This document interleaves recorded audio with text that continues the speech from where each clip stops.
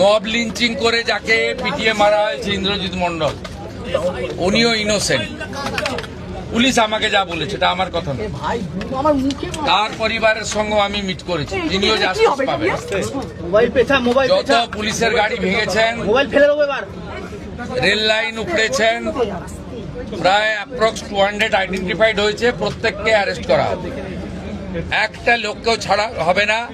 পিছন থেকে যারা উস্কেছেন, পলিটিক্যাল লোক যারা ইলেকশনে রিজেক্ট হয়েছেন, কেউ ক্ষমতা থেকে গেছেন, কেউ শূন্য থেকে এক হয়েছেন, এবং radical force, anti national force যারা পিছন থেকে উস্কেছেন, তাদেরকেও আইডেন্টিফাই করা হয়েছে। তাদের কল রেকর্ড ইত্যাদি ডিজিপির নেতৃত্বে এসটিএফ সব কালেক্ট করেছে।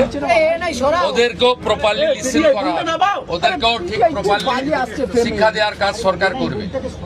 ফার্স্ট অ্যান্ড ফরমোস্ট হচ্ছে 4 জনের মধ্যে 3 জন ধরা পড়েছে, আরেকজনকে ধরতে হবে, ওটা আমরা করছি।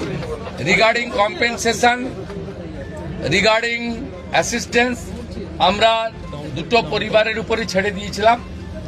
ওরা কিছু কথা আমাকে বলেছে, আমি উইদিন এ উইক আসবো এবং দুটো ফ্যামিলিতে যাব। তখন সরকার, ওরা যা চেয়েছে, সরকার যা করলো দেখতে পাবেন।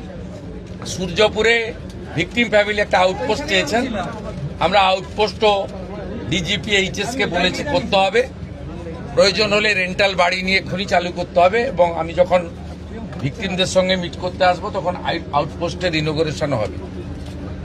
আমরা এখানে অনেকগুলো ডিসিশন নিয়েছি, সেগুলো প্রপারলি আমরা দেখব।